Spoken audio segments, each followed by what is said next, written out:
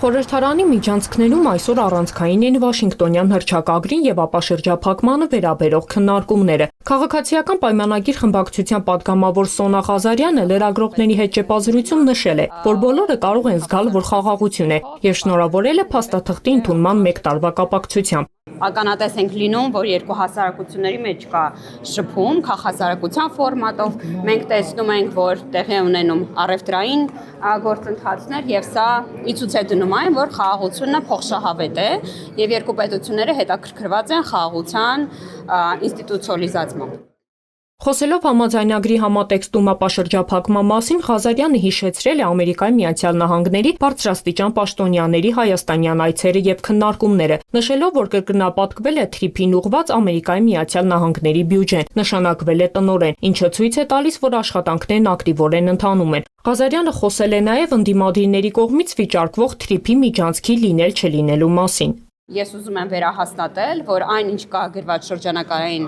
պայմանագրում, չի ենթադրում միջանցք։ Հայաստանի գործող իշխանությունը, ինչպես ասել են, այդպես էլ արել են, թրիփը միջանցք չէ։ Հայաստանի Հանրապետությունը մասնավորապես չի զիջել իր սուվերեն իրավունքներից որևէ մեկը, եւ մենք կարողացել ենք մեր կարմիր գծերից հետ չկանգնել այս առումով։ Թրիփը չի լուծում Հայաստանի ապաշրջափակման հարցը։ Այս կարծիքն էլ հայտնել է Հայաստան դաշինքի քարտուղար Արթուր Խաչատրյանը։ Թրիփ նախագծում նա տեսնում է նաև Ադրբեջանի անմիջական դերակատարությունը։ Եթե հայ-ամերիկյան նախագիծը ինչ է հարցը քննարկում Բաքվում Ադրբեջանի հետ, ես հիշեցնեմ, որ ամերիկյան բարձրաստիճան պաշտոնյաններ Ջեյ Դի Վենսը, որ եկավ Հայաստան,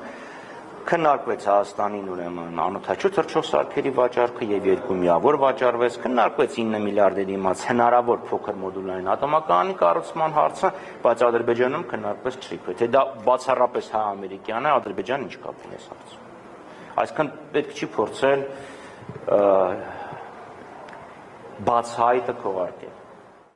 Խաչատրյանի խոսքով թրիփը չի կարող միայն ամերիկյան նախագիծ լինել։ Հայաստանի իշխանություններն ամբողջովին կատարում են Բաքվի պահանջները, եւ եթե անգամ հիմա երկրների միջև խաղաղություն է, այնուամենայնիվ նրանք պետք է հասկանան, թե ինչպես են պատկերացնում ճանապարհների գործունեության սկզբունքները, քանի որ Ադրբեջանի պնդումները այս ամենի վերաբերյալ լրիվ այլ են։ Ադրբեջանը